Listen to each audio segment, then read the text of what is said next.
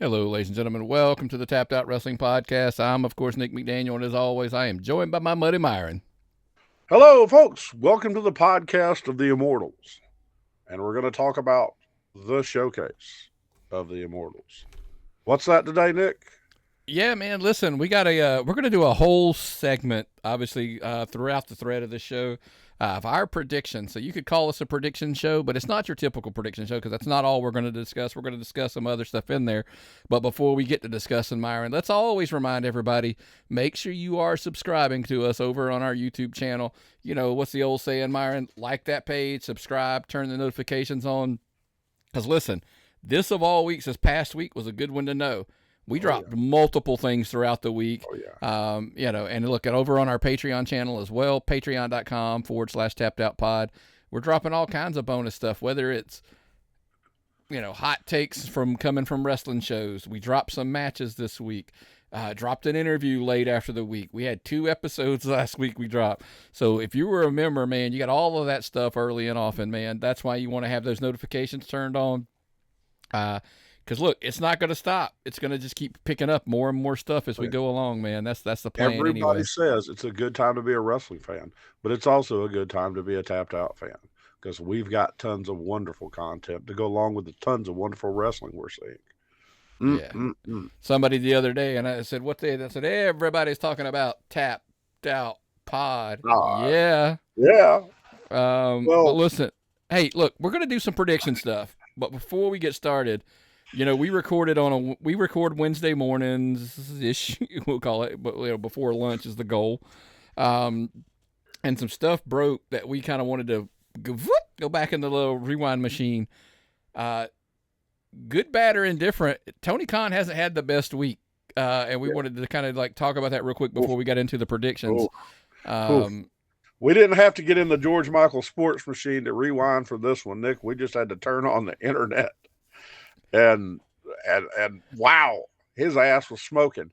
But why does the president of a major corporation start responding to people on Twitter? Here's the thing. All right, let's timestamp there, right? Wait, what we're saying is we're talking about we're going to start with the Eric Bischoff stuff because that literally so Thursday morning / 4 a.m. He decides that's a good time to take a shot at Eric Bischoff because he was at that point, and I'm going to be fair, he was under the impression that Strictly Business was going to be sunsetting, going away. But they're kind of putting a button in it, putting a little pin in it, and tons of reasons why. Go listen to Eric on Wise Choices. He explains what in the whys. I was like, dude, that's a really good explanation, by the way. What if even if it's not? It doesn't really matter. Right. Like my thing was, dude, you just put on a nationally televised show that ended, hours before this, and you're up at 4 a.m. And I get it. Look, so if I was, well, no, I mean, look, I'd probably juiced up pretty good too if I just, produced a national television, product. I could get being awake at 4 a.m. That part I get. But just to bother, I know that sounds dumb, to bother with responding, because here's the thing, he wasn't responding. He was literally taking a shot at it. Like there wasn't anything about him in that statement to respond to. They announced they were stopping the show for a while. So, but then Bischoff just went guns a-blazing into everything about him. He took shots at Eric. Sorry. He took shots at Eric. He took shots at Alba. He took shots at, because look, John Alba was as much as that product as it was just Bischoff. So yeah, it was a little back and forth, with both of them, in my opinion. I agree. But I would argue that's not where he gets lit up the most. No, I watched the whole CM Punk interview last night. I've never been a CM Punk fan, but I might be now. Now, I'm not going to say CM Punk wasn't lying. I'm not going to say CM Punk might not have been exaggerating, but holy shit. Do you know what it was, Myron? What's that? There's persons for, I always, it's something that I've said it's numerous times on our show. There's 3 sides to every story.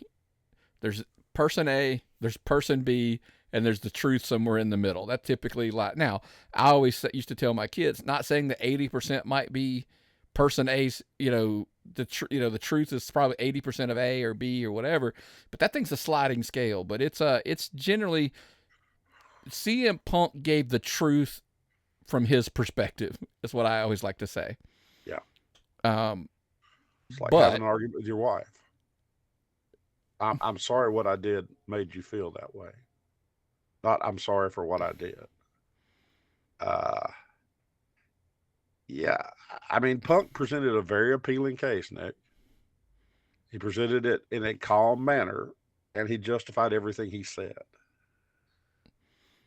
And Eric ran with that and said, "Thanks for proving me right about all these things that I've been saying." Well, Punk made me sound like I knew what I was talking about, Nick. All the things I'd been saying about, from my point of view, lack of organization, lack of management skills, all that from what I had been able to notice, from everything I had seen on the outside looking in, that's what Punk had. I mean, so that Punk had the same opinion I had as an insider. So I feel vindicated to a certain point. Right. And then I see the releases this week, and it's like, why did they release those people? I mean, he's cutting fat like I'm cutting fat. There was no point in releasing some of those people. Those people weren't even working there. They were just on this. I mean, maybe he wanted to look like a boss, Myron. Were they just to be punished for what other people said about him? Could be. I don't know. No. I mean, look, it's nothing negative against those people. I mean, we love some of those people that were on that list. We love Slim. I love Slim. There's a lot to be said, but it's at the same time, hey, are they collateral damage for a battle that was an argument being made of you're not a boss, you're a nice guy, but you're not a boss, and the reaction could have been, I'll show you what a boss does. I don't necessarily like. Hey, here's the thing. We weren't going to tangent this, and I'm not going to tangent this, other than to say this. The only cut that I thought was a bad look was Anthony Henry, and I say that because I was like, dude, he was hurt. Yeah, but he was hurt on an indie show. That is true, but still, typically, that's why WWE doesn't typically let you work indie shows, which that's obviously seems like that's changing. They pay you enough, so you have to. Well, those guys make not all of them, but you know what I'm saying. But as far as the big names go, but I just meant from the perspective of typically WWE doesn't cut people when they're hurt. Typically, I'm not saying it doesn't happen, folks. Don't come screaming quick. They typically let you heal up and then they cut you because then you're healthy enough to go get to work. But typically, correct. You're hurt on their dime, so you're in their ring when you get hurt. So how about the whole no non-compete things Punk was talking about? I mean, how the hell does that work? Who knows? But here's ultimately it just boils down to, I think this is does this paint, by the way, for the record, I want to clarify something because somebody messaged me out when I said something like that. They're like, oh, so you're a Punk. I said, look, I've never said Punk wasn't good. I stand by my comment that I think he's overrated. Overrated doesn't mean you're not good, and I still stand by that, but look, I think used correctly, he can make an impact. I remember he's always like, he can help. He can contribute. I just didn't think he was the man, to fix it or whatever. And hell, he's no Triple A. Well, look, here's the thing. I don't even know that listening to some of his comments about the Jack Perry situation that, okay, well, I'll say, well, maybe I was wrong. Maybe he was handcuffed with some, with the some of the backstage stuff too. So, but anyway, it doesn't change my opinion, in general, of Punk, but it is what it is. But look, we could talk about this for hours. But let us know, tappedoutpod@gmail.com. We're gotta break this up a little bit into segments here. Like night one, we're gonna discuss. These are gonna be pretty rapid fire on some of them. We're gonna talk about so many notes. I'm gonna be looking all over the place trying to keep up today. Well, for the most part, there some of these are pretty quick hits. I mean, there's not a lot of meat on the bone as far as the story and stuff. It's just more a matter of what's important in those matches. Let's start with Rey Mysterio, Dragon Lee versus Dominic Mysterio and Santos Escobar. Here's the thing. This story to me seems like it's been going on forever, but seems like this match came out of nowhere, which makes no sense, right? I guess that's a conflict or a contradiction. Put the Mysterios on the card, start a breakdown of Judgment Day, get Andrade in here to please Charlotte. That's the way I saw this match. You had to get a Dominic Mysterio match. Yeah. This is where your Judgment Day, what do we call it? The friction begins, in my opinion. Well, it started, and I think this might be closer to the almost to the end. That's the Mania friction. I'm predicting there's going to be a current of friction all through the show. That's my prediction. But let's go real quick. Predictions for the match. Who you got? I'm going to go with Ray and Lee. All right. So I'm going to circle mine because I'm going to have to check them off here. I'm going Dom and Escobar because I think the success of Without Judgment Day might lead to him believing that there's life outside of Judgment Day. Jade Cargill, Bianca Belair, and Naomi versus Damage Control. Listen, we bluntly know this match was thrown together real quick and it was done for a reason. They're going to showcase Jade. They had to get Bianca on the card, and this one's this is easy. I'm not even going to momentum. This is Jade Cargill's build was perfect. Stretch it out long. Plenty of who is that person? You got your Jade Cargill introduction. You got your Jade Cargill comes out the sign looking like Storm from the X-Men in that red. I mean, I know Storm didn't wear a red suit, but looking like $1 million. Then so hold on, pause. The Storm is coming. Like, am I the only one that was sitting there at the home going like, is there any other nerds not getting this? Like, dude, she looks like Storm. Build. Yeah. Build. Mona, CEO. What the fuck? Jade Cargill slow build ever since the Royal Rumble. You know who she is. You know what she's doing. She comes out in time for Mania. They're going to win this. It's going to be a great tag team show. I can't wait for this. This match was solely designed, in my opinion. Look, and I'm not taking anything away from any other party involved. Match solely was built to be a spotlight for Jade Cargill. I have a WrestleMania, spot moment, whatever you want to call it. So I think we both are going the Jade, Bianca, Naomi team. I think that's kind of a no-brainer, right? Mm-hmm. 6-pack tag team ladder match. Look, there's so many dudes in this match. I don't think it matters, by the way. I will go ahead and tell you this is going to be a car crash of a match. Totally put on the card for that reason. But cut and dry, I think the team that wins is a hands-down easy pick. And I'll let you go first because I know who mine is, and it's been the same. Both belts hanging, so we're going to have 2 teams of winners, technically, right? Now, you'll have one winner. But the belts are getting split. So the tag team champions are getting split here. No more longer undisputed tag team belts, that's my understanding. So I'm going to say the Awesome Truth gets a belt.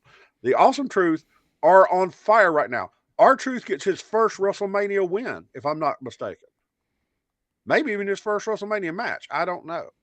I give them the total win. Easy pick on this one. And then here's the second one's the hard part. You've got the New Day, who's been on TV all the time. You've got the New Cats Republic, who've been on TV. A-Town Down, been on TV. DIY, been on TV. Everybody's got plenty of TV time, so who do you put the second belt on, Nick? What do you do with the second belt? Man, if you want my take on it, do you know what I would do? Because here's the thing. There's a part of me that's kind of like, I don't really know, like, the separation thing I'm confused by. How about, like, what if, here's the huge what if. What if R-Truth grabs one of each?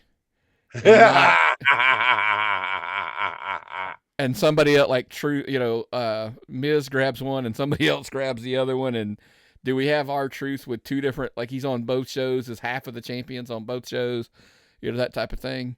So we'll see. My whole big take on it, look, here's the thing. Awesome Truth has got to walk away with a set of gold. Yeah. The harder part is going to be, I think that the Judgment Day walks away with none. And the key to that is cash in. That means there's a cash in on WrestleMania. Maybe. Pause. The Judgment Day is done. Could be. That could be true. which let's jump in now to Jimmy and Jay, one-on-one, brother versus brother. Is there any way, like there's a developing theme that I don't want to spoil by jumping to the end, but there's a developing theme of what I think is going to happen. And hands down, there's no way that Jay has to win this match. Yes. Yeets. I give you all the yeets for this, Nick. This is the match of yeets. Jimmy is as unpalatable. I mean, he's just unpalatable. Jay is so cool. And Jay wins, but the brothers bond in this match. And I wouldn't doubt we see some solo in this match. Whatever happens in this match, though, you see some family dynamic change.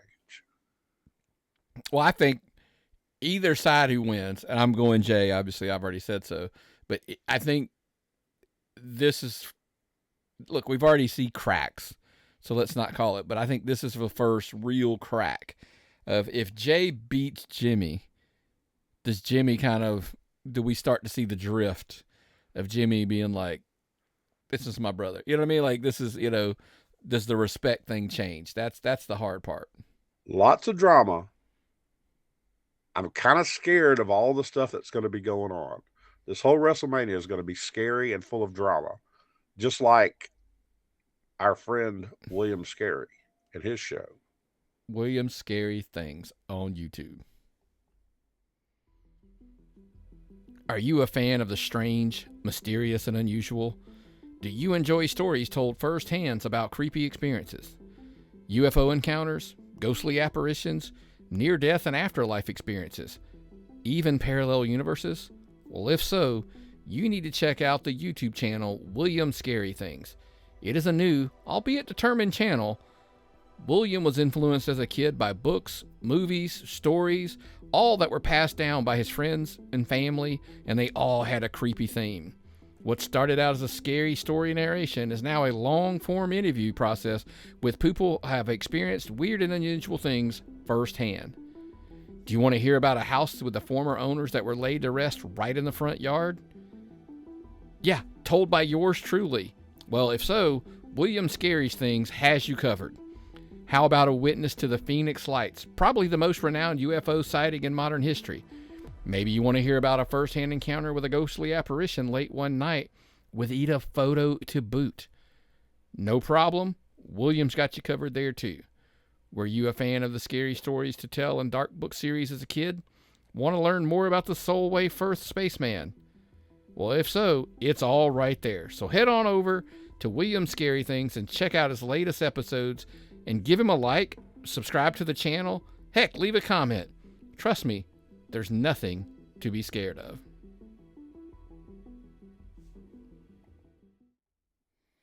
That's right, man. Check on out over to YouTube and check out William Scary Things. Like, subscribe, turn those notifications on. Don't miss a beat. I know he just got a new episode that he put up recently, so make sure you head over there and check that out, man.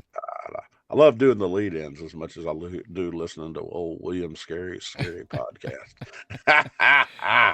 Oh, here's the one coming up, though. Here's the one. These are the hot ones for night two, Nick. Here's the hot one. What do you think about old Gunther and Sami Zayn, Nick? What's going to happen for that Intercontinental title? Longest Intercontinental title reign of all time, Nick. I'm kind of torn on this one. I'm really torn on this one. And I'll tell you why. Lovers. Gunther is like just a monster, and I think his run is just spectacular. And I'd love to see it keep going. However, they've done a really good job with this Gable and, Sammy, the Rocky moment building and, leading up to. And listen, let's be fair here and let's be honest. Sammy, since the Bloodline, where he kind of got, detached from the Bloodline story, he's kind of petered off a little bit. He lost a little bit. Yep. The great thing about the WWE, what they sometimes do is they will kind of peel somebody off, but then bring them back. Yeah. They find a way to pull them back in. How many times can we go back to Kevin Owens with Sammy? How many times can we go back to that well? This is the time where we need to see Sammy go out on his own and get a belt, a singles belt. I think this will be great. I think this build has been tremendous.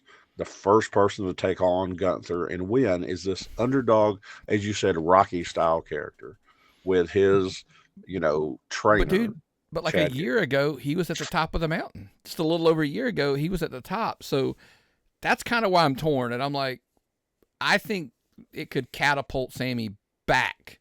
Oh yeah, To where he was a year ago. So like I can't think of and I can't. You were honestly on that card. Everybody's like, oh, they should make somebody with him. I'm like, no, there's just somebody who beats Gunther needs to be somebody, and I think Sammy could be that guy. So I'm picking Gunther.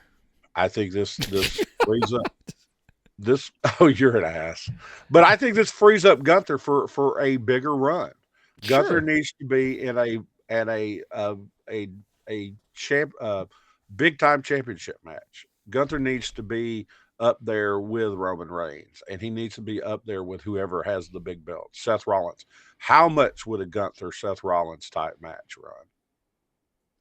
No, look, I 100% agree with you. I'm sitting there, but there's just a part of me though that says if it has to do a lot with other picks, like they balance out a card. Yeah, nobody balances a card like the WWE as far as who baby faces and heels winning. And there's a reason, like I'm like, look, you could give me every reason under the sun that Sammy should win. And by the way, I've talked myself into every reason he should win, because he should. But I'm going Gunther. So that's just my take. The other championship match, night one, Rhea Ripley versus Becky Lynch. Here Triple H's strengths along the way.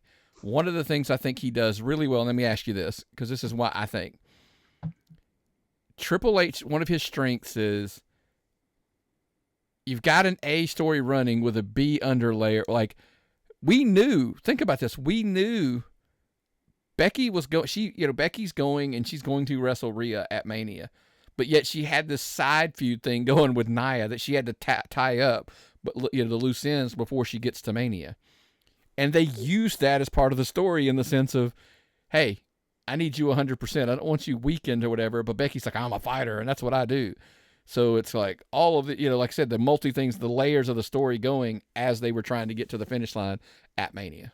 But Nia's not. I mean, Nia's had some dark matches with Rhea. That's been looking good. Nia goes from main eventing pay-per-views to not even on Mania. How the hell does that happen? Everybody can't be on Mania.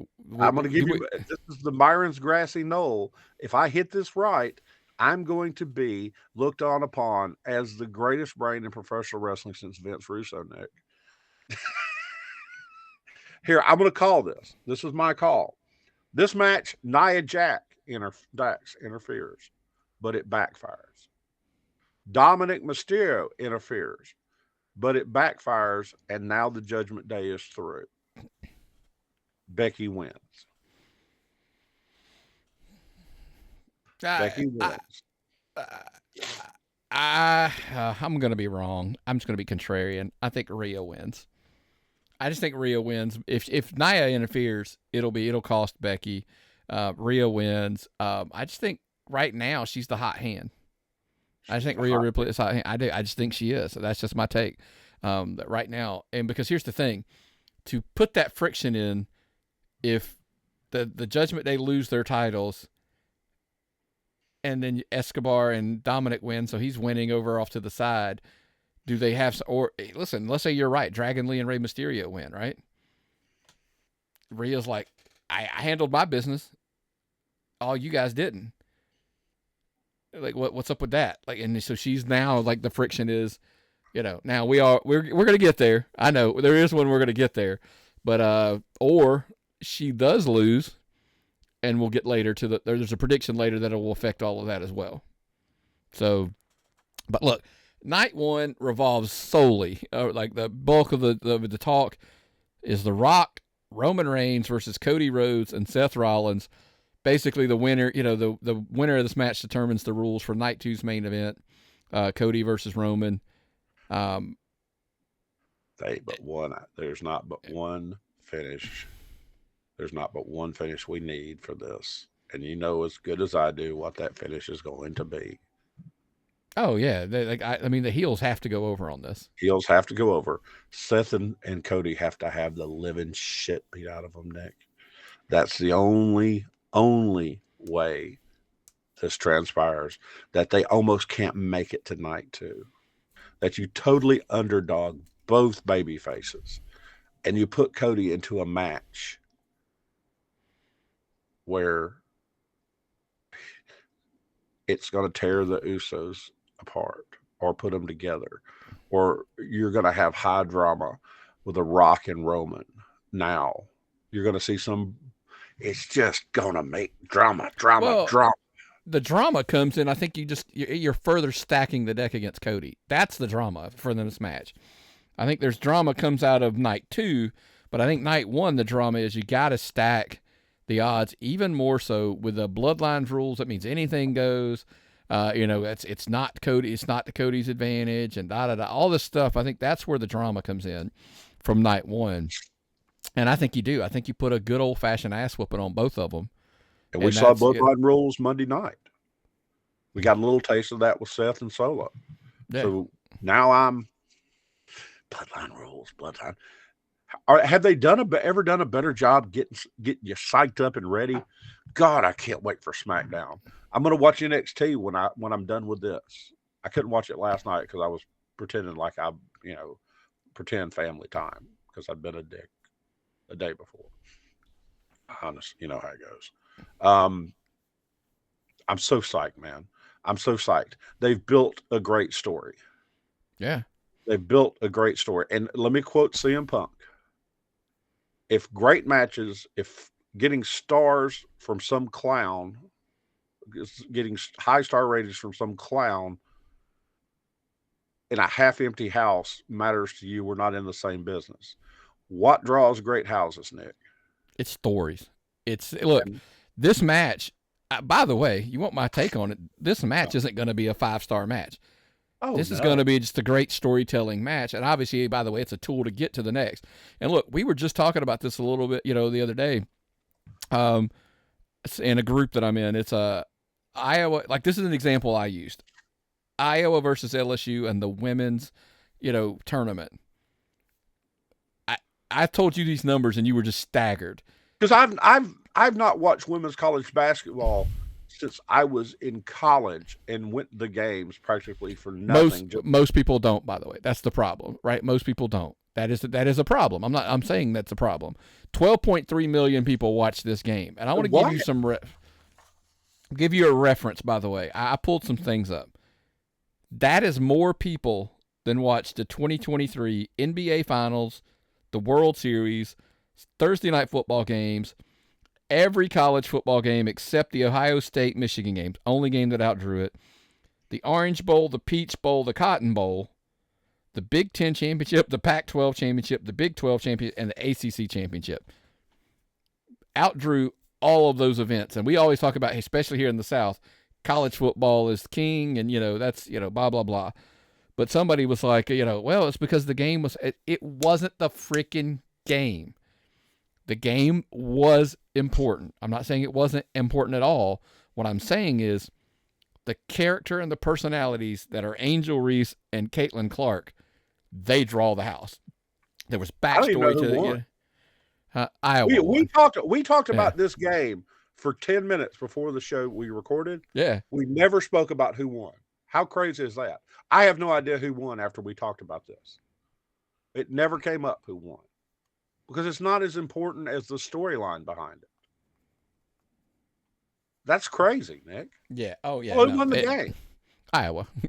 I was like, so not that it matters to you, right? It was like Iowa won. They moved on in the tournament. And depending on when you're listening to this, you'll know even who won some of the later games. So, but yeah, so that was kind of my point when we're talking about it's not about 5-star matches. They've taken the story. Now, look, and some people might argue that The Rock's overshadowed a lot of the story.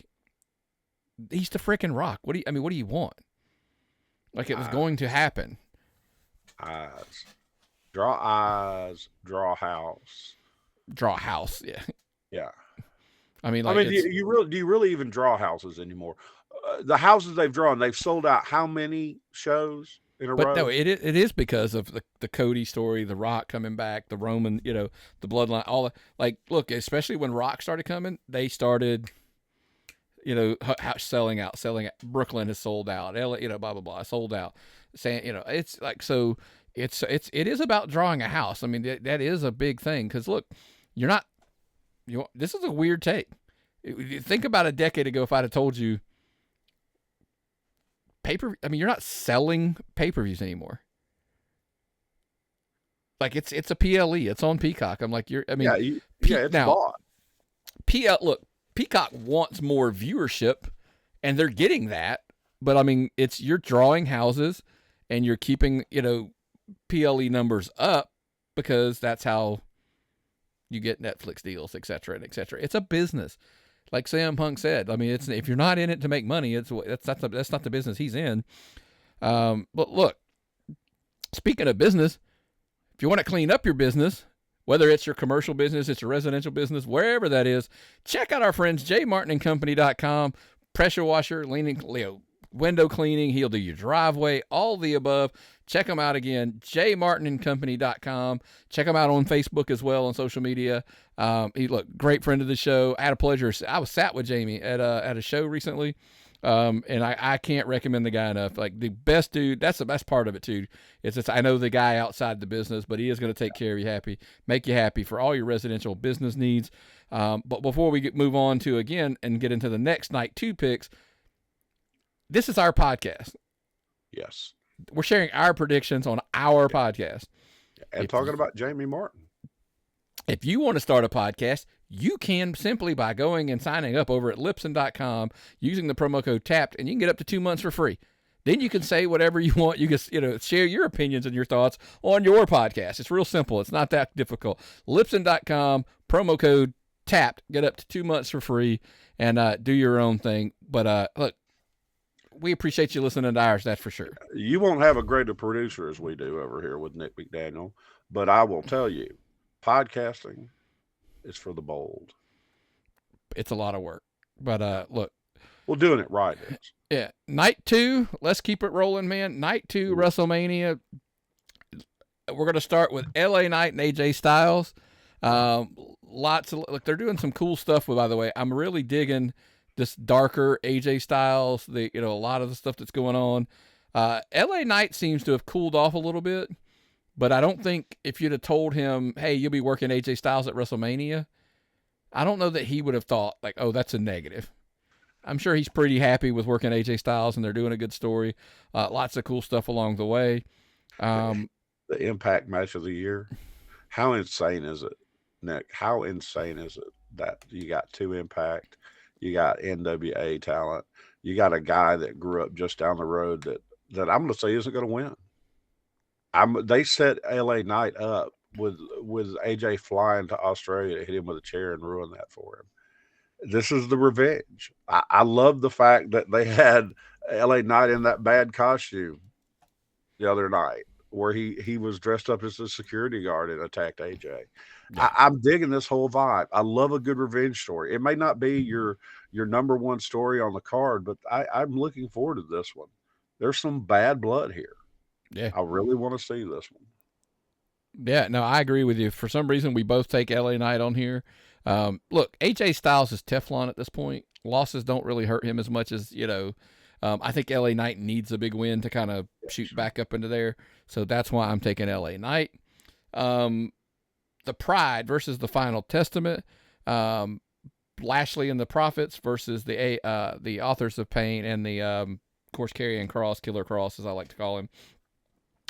Look, I know there's a lot of people not invested in this match, but there are a lot of players in this match that I'm a huge proponent of. It's hard pressed to find somebody to tell me like why Bobby Lashley is not at the top of the card. Bobby Lashley is terrific, but Bobby Lashley isn't a draw as like he used to be. Okay, everybody else. Whose fault is that? Is he positioned to not be that guy? Because listen, let me tell you something, Myron. I'm going to use your words against you. He looks like a wrestler. Nobody looks like a wrestler more than fucking Bobby Lashley. I agree with that. I don't know. Maybe they've got too many people that look like a wrestler. Okay, I don't know the answer to that. Those other guys look like wrestlers, but they've all been cut. They had to hire these guys back. Guys get cut all the time, especially they were cut during a time when they were cutting costs. So that makes total sense. I mean, I don't want to say that name because we're going to get to talk about that later. But because I was going to say there was other people that have been cut that I want to discuss later, not now, in the past that are relevant. We lost Nia Jax having a big time match for this. Is this how they're going to get if this gets Bobby Lashley and the Street Profits up the card? Great. If the Street Profits should have been in that 6-man, okay, good. I don't know. They're holding them out in the middle. They're the Black Viking Raiders for a lack of. Let me ask you this. Here's what I want to take. What you asked? Why are the Street Profits and the AOP not in that ladder match instead of like Theory and Grayson Waller, or you know what I mean? Like, I would have like a true tag team, and then you could have mixed it up in there a little bit. That would have been my take. Because then, by the way, you could have mixed them in, and then you could have just given me Cross versus Bobby Lashley. You think? I mean, I'm saying. I don't know why they have Cross anymore. He's been a total miss. They've got to repackage or do something with him. Authors of Pain are just not catch. They've never caught on. I'm sorry. This match I'm not interested in. I don't know who is going to win. Who you're picking? You're going to go with Lashley and the Street Profits? I think so. Here's the crazy thing. I think Cross and the AOP need it more, but I just think Lashley and the Street Profits are going to get it. By the way, if you want my take, people have said something. I think I've said crazier. Cross and AOP just need to go back down to NXT for a while. Yes. So that's and I love nobody. I'm a huge Killer Cross fan, but that's just where I'm saying like maybe they just need to go back down there for a while. Question for you. I pretty much know they're going to keep Bianca Belair's husband, but the other guy, is he yeah, he's good. I think they're a team. That's the problem. I just think I think now look, I think Montez could be a single, but I think they're just a team. I do like the package. That's the crazy. I like the Lashley Street Profits package. I do like them as a group, like as a faction. Call it what you will. I do. So I mean, right. if you're not going to do something with, here's the crazy thing, if you're not going to do something with Bianca, slide her over into there. Bianca's. Look, I don't know. The women's division is so stacked. That's the hard part. It's like, oh, well, she should be fighting. How many times on this show have we said, look, they have 2 women's belts, and I'm still like, there's still only so many belts, right? Yeah. That it's tough for everybody to be in the mix all the time. So that's kind of what I said. Sidetrack over to that, whatever. But this next one, Myron, I ain't gonna lie to you. This could arguably be one of the matches of the night, and everybody thinks I'm crazy for thinking so. The United States Championship, Logan Paul, Kevin Owens, and Randy Orton in a triple threat.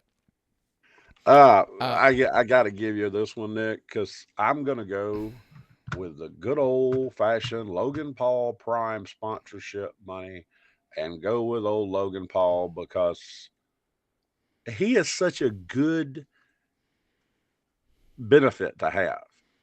He's got his podcast that you use to announce pay-per-views. He's got this is going to be the first big pay-per-view since they announced the bottle is going to be on the ring canvas, right? This is the first one, yeah. It's the first one we're going to see it. He's not going to lose with the Prime bottle on the ring. That's my take on it. Kevin and Randy are going to give a hell of a match, but Logan's a heel. Basically two baby faces versus a heel match. Logan's I always laugh. Win. I always push back on that. I don't think Randy's ever a true baby face. Randy's a what do they call him now? He's a tweener if there ever is one. Tweener. Okay. Kevin Owens is your baby. In my head. They make pills for that. Can I say something crazy? Okay. Randy Orton is like above the U.S. title. Yeah. Yeah. Like I don't think, and it's not everybody's like, oh, you would. Wouldn't put it on Randy just because I think beneath him's not the word, because that's not what I mean. I just think he's reached a level that he's above being that. And that's not any disrespect to Logan and Kevin Owens. I think that's the perfect spot for both of them for now. Kevin could be a world champion again, but I think right now this is where they are in their groove. I would still think Logan. Yeah, I think you still let Logan Paul hold on to it. Set off the Kevin and Randy feud. Logan holds it. Logan continues to market his sports beverage, which I love. I love his sports beverage, Prime. I drink it all the time. I've been ordering it by the case now. Grape's actually my favorite flavor. But this one just photographs better.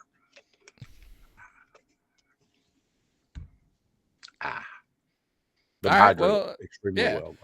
And then look, I mean, that's, so like I said, if I was a betting man, which we always are, right? So I'm going Logan Paul. You're going Logan Paul. How does your interpreter bet? He bets simple. And you know what? I don't know, are they caught as much if he's over picking on our friends at Prize Picks, if he ain't making real bets? If you actually just wanted to, like, hey, let's use the app. You could slide some money into my account. I could do all the betting and stuff like that. You could do all the betting for your interpreter. You could do, you could do the bet. The interpreter could be the one on the account. They could be doing all the betting or whatever. And that ain't illegal if we're using our friends over at Prize Picks. You still working on this? It's 2 minutes to kickoff. Who do I pick? 2 words, Prize Picks. It's so easy. Prize Picks is daily fantasy sports made easy. It's just you against the numbers. Simply pick the over-under on 2 or more players, and that's it. You can win up to 10 times your money in just one day. Join over 150,000 people who found a better way to play. Download the Prize Picks app today and get your first deposit match up to $100. That's right, man. Check out in the show notes. Our promo code is there. Sign up over at Prize Picks. Use the app. Use the website. I use the website. I just like it as far as like ease of use throughout the day. But I do use the app if I'm on the go. Of course, it makes it so much easier. But Myron, we're still rolling night 2. Io Sky versus Bayley for the Smackdown, if you want to call it that, the Women's Championship. It's just time. Bayley. Yeah, it's time to put that belt on her. It's Bayley. You've got Bayley back in Bayley position. She's almost the Bayley she used to be when she was Wholesome Bayley. She's not quite sex symbol Bayley. She's not quite Becky Serious Bayley. She's just good position Bayley. She's in the right spot for being Bayley. This is the perfect Bayley to put the big belt on. I think people that, this is crazy to sound because it happened last year in a main event. Bayley won the Rumble. It's just like, it's, make the move. Pull the trigger on this, make this happen, and let's roll from there. Like, you can bring some heels in to chase her and stuff like that. Or, look, there might be more damage control, people as far as that. She might get a babyface Jade versus babyface Bayley. I don't know. But, yeah, it's time to pull the trigger on Bayley for sure. So we're both going Bayley. Seth Rollins versus Drew McIntyre for the World Championship. I think this is where we both go sideways on our predictions. Would you agree, Myron? I do think we do a lot. I'm confused about something real quick.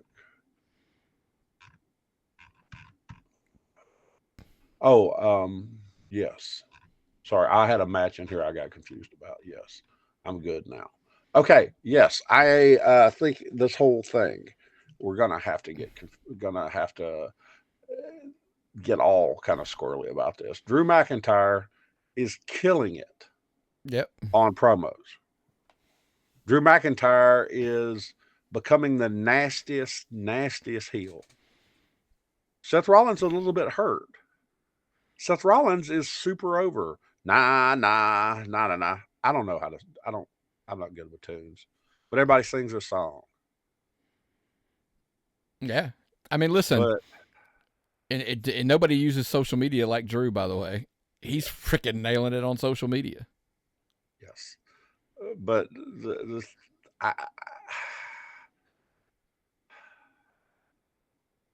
whoever wins, Damian Priest is going to cash in and win the belt from them. That's my opinion. You want my take? What's that? I think we get the cash-in triple threat move that Seth pulled at WrestleMania when he cashed in during the Brock Lesnar Roman Reigns match. Do you remember how that worked? He cashed in mid-match, and it turned it into a triple threat. Seth's already banged up from night one. Him and Drew go at it like crazy, and it's a great match because it's two talented, super talented workers. And Damian Priest cashes in like late into the match. Because, by the way, there's less matches in the sense of that match. I think that match is your long match of the night. And Damian cashes in, turns it into a triple threat, and he robs. Because, look, nobody is more hilarious than a pissed off, I've been robbed Drew McIntyre. And I had Seth right where I wanted him, and Damian Priest cashed in on me and made it a triple threat, and he pinned Seth Rollins, and therefore I never actually even got to have my moment at WrestleMania. So he's going to be chasing a now solo Damian Priest. Could be. And by the way, that's going to be some hell of a match. That's going to be some hell of good matches. Okay. I didn't see that. I didn't think about that. I thought a match would end and then Priest would catch in, but I think you're right. It makes more sense. It doesn't really hurt. It doesn't hurt anyone. No. But look, I think your take, going one way or another. If he was going to be post-match, I think an injured Seth wins. Somehow, by miraculously, he wins, and he's laying there. He's all beat up or whatever. Then Damian Priest cashes in on Seth. Boom, boom, boom. Because Drew takes all, like, after he loses, he just punishes Seth and look like he's going to leave, and then Damian Priest gets. So if he cashes in post-match, I think Seth wins, and then he cashes in on Seth. But I just like the irony, and whether it happens or not, I just think it's funny. The irony of using Seth's move against Seth, and turning it into a triple threat and winning. I just find the humor and the irony of it. That sounds really, really good. Yeah. Really now we good. roll into the main event. Oh, Roman Lord Reigns Jesus. versus Cody Rhodes for the WWE Undisputed Universal Heavyweight Championship. We're going based off of we had Bloodline rules. And we're going to segue. I'm going to talk about something after this, but as to how I came to my thought. I think at this point, you know what? I'll let you go first. I'm gonna defer to you. Well, you need the Bloodline for Bloodline rules. Okay, you're gonna see. This is the final payoff for all this Bloodline storyline. You've got Solo, who doesn't have a match. You've got the Usos, Final Boss, High Chief, all these titles. The Final Boss will be there. Okay? All these people are going to be there. But nobody's there for Cody because Seth just got his ass beat. Jay will be there for Cody.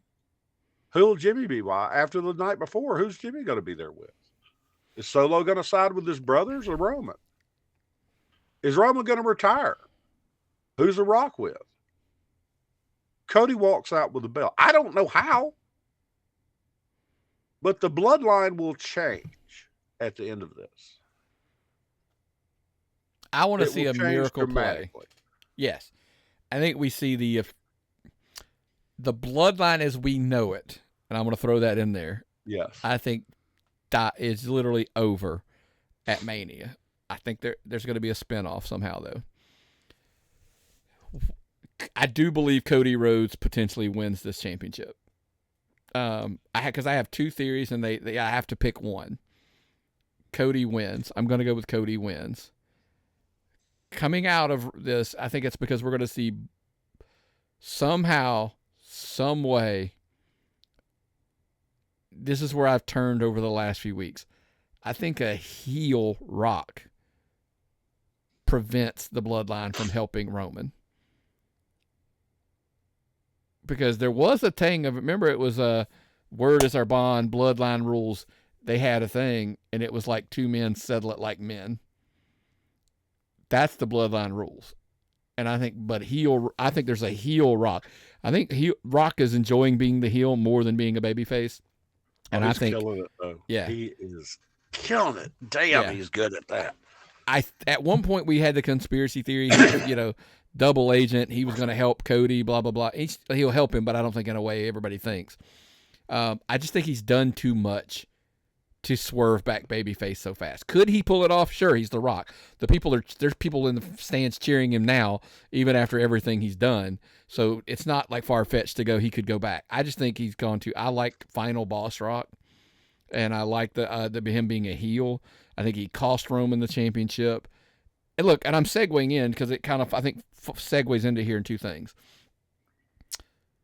The A&E biography with Roman that aired this past weekend was spectacular. Produced by Paul Heyman, apparently. But, Bully Ray pointed out something super, very, very insightful. There's no way you watched that A&E biography and you didn't feel sympathy, empathy, or you couldn't root for a Roman Reigns. And he's like, WWE doesn't do these things by mistake. They don't make this kind of mistake. Perfect time to release it. Something screwy is going to happen to the point where because by the way, part 2 of that though was he said because of all of his battles with leukemia, he's on medications, blah, blah, blah, all that kind of stuff. Go out of your way to watch it if you haven't watched it yet. I promise you it's worth it.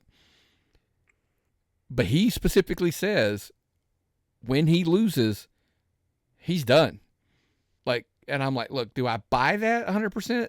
No, because it's wrestling. Could I see it? Could I see it being true? 100%. But a heel Rock pulling this off and then everybody falling in love and Roman going babyface leads me to what I said earlier. The bloodline as you knew it will be changed because heel Rock, I think, takes the bloodline this direction. So they fall in line with Rock, not with Roman. And eventually, if we're trying to get to, are we getting Roman Rock at SummerSlam? Or are we getting Roman Rock next year at WrestleMania? Let's figure it out. But SummerSlam's a good spot to pull it off, especially if Roman's kind of like trying to wind down because of his that's the last match. If he loses the title, the last match everybody wanted is that match, right? Give me Rock Roman and you go. So I look a little bit different. I think Cody's going to win. Roman won't let anybody interfere. You're going to get a new bloodline that's just going to be the Uso brothers, maybe with Nia Jax joining them. That'll be your new bloodline. The Rock is going to go make movies. You've got a huge bloodline, heavy Hall of Fame. Roman's going to put the Heyman in. The Rock's going to put his grandmother in. So it's going to be a really big bloodline show after a Smackdown where you're probably going to be full of bloodline too. I got a quick question for you. Yeah. Speaking of Smackdown, if we get a Rock Roman appearance, what if we get a retaliation? Think about this. What if Seth and Cody put an ass whooping on Rock and Roman? This has got huge impact and is great television, by the way. To the point, the Hall of Fame is after. They put an ass whooping on them so bad, Rock can't do his mother's induction, and Roman can't do Paul Heyman's induction. What if there's a run-in at the Hall of Fame? I don't know if they're not going to ruin the Hall of Fame that way, but I mean from the perspective of, hey, you took something else from us. That's why the ass whooping that night one's going to be so bad, because now you've taken away Roman putting in Paul and Rock getting to do his mom. You know what I'm saying? Like, that would be different. Is it going to happen? No, but it would be kind of cool in my take. Yeah. But anyway, so look, so you we're both going Cody, just we're getting there different ways. Yes. Okay. And before we get out of here, I wanted to mention, if you have not seen, this is a quick point, the Bray Wyatt documentary dropped April 1st. Spectacular. I'm not going to deep dive into it. Tells the story, lots of footage you've never seen before. Just highly encourage it. I mean, strongly encourage giving it a watch. The big, obviously, spin out. I'm not even going to give the spoiler, by the way. I know social media spoiled it. I'm not getting into it. Watch all the way through the credits. It's like a Marvel movie when you get to the end. Get to the very end. There's a big Easter egg, whatever you want to call it there, that I think you want a post-credit scene that you want to see. Check it out over on Peacock. Any other thoughts of yes. WrestleMania? So go ahead. Crazy predictions. Money in the Bank cash in. Judgment Day collapse. Roman retires. There's going to be Prime everywhere, Nick. Prime is going to be everywhere. But here's the crazy one. We're going to see Jade Cargill on both nights. Jade Cargill will be on both nights. Maybe Nia Jax will make an appearance. I don't know where. What was on those trailers you saw, Nick? Who was on those trailers? That's Cena? The big one. John Cena and Austin may be making an appearance in that. And I saw a Charlotte too. I don't think she's healthy enough, though. I think she's still banged up. I don't know that she's healthy enough to do anything. Could she stand there? I mean, probably, like talk or something. But yeah, I don't know that she can do anything as far as wrestling goes. The final word, the final thing is, and I need some clarification before I sound like a lunatic and an internet guy. What's the status on MJF's contract? I read it expired December 31st. And he's hurt. We'll see. I mean, I know he's been on vacation. His girlfriend, fiance, whatever she is now, she's posting pictures of them on vacation and stuff at times. I don't know. Time will tell. I mean, Jay-Z Flair, please, we'll quote. So I don't know, man. I'm saying, like, I don't know. I mean, I know he's not listed on their roster anymore. I just have come to fruition. I just don't know that Tonhy Khan can let him go. And I think there would be concern if he went to WWE. Where does he fit in the pecking order of it? So top heavy already, but that's, who knows? You going to open up your bag now, Nick? Look, we already did it. I mean, we've already went through all the predictions. I mean, like I said, you haven't got anything special? You don't have any secrets? No. I mean, look, I thought the Austin John Cena thing, is there. I mean, I think that was a big one. During the predictions I rolled out, I think somehow, some way, there's a heel Rock walks out of Mania, potentially leading that bloodline that he took it away from Roman somehow. And look, a lot of the friction can come from night one. It could be that simple. So I don't know, but look, make sure, without fail, we always want to tell you, if there's something that comes up between now and then, Myron, they can always find it over on our YouTube channel. Yep. Make sure, like you said, you're liking the page, subscribing to the page, turning your notification on.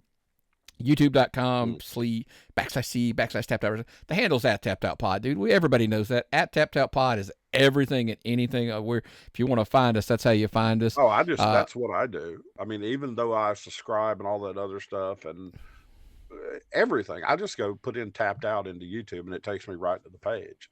So yeah. 100%. But look, we get it, man. What do we always say? Everybody's not a podcast listener, or everybody's not a YouTube watcher. They're a podcast listener. And that's how you go to Amazon Music, Spotify, Apple Podcasts, iHeartMedia, anywhere and everywhere there's a podcast platform. I promise you we're there. But make sure you're just subscribing so that way you don't miss any episodes, because we're dropping stuff off cycle sometimes. No. Speaking of which, a programming note before we jump out of here. The indie show, we're going to start recording it on Monday, so it'll drop on Tuesdays. And then that way, when we record this show on Wednesdays, this show will drop on Thursdays. There'll be a gap, so it's not that double bump over on top of each other. So we'll have it spread out more throughout the week. And then hopefully we're going to get some content for the weekends. That's between interviews and matches and all that kind of stuff. So it will be staggered out as well. And what you got there? I was showing off my Grappler's autographed 8x10. You couldn't see it. There was a glare. I couldn't see it. Yeah, sorry, you can't do much for autograph. And my Alexander Lev t-shirt. I saw Lev on the NWA show on the CW last night. Yep. Had a match with the kids. So excited about how easy it is to watch wrestling these days, Nick. No, I agree, man. 100%, man. So again, make sure you're liking, subscribing, turn your notifications on, give us those 5-star rating reviews on the podcast platform. We greatly appreciate it. And we love you and we need you. It's WrestleMania week, man. Next time we record, we'll have we'll be able to fill in everything that happened at WrestleMania and break it down. So that'll probably be next week. So yeah, and look, we may I've contemplated doing a special. Just a WrestleMania special all of itself. It's called Myron Was Right. Well, I just want to see how much news there is otherwise. there's other news. We might have an episode and then the separate, but obviously the big news will be what it is, and so it'll probably be just a regular episode. Raw after Mania too. Oh, I love Raw after bunch Mania. of stuff. Yeah. Anything else before we get out of here, man? No, just happy Myron. Well, what's the old saying, brother? If I've got nothing and you've got nothing, what time is it? Time to tap out.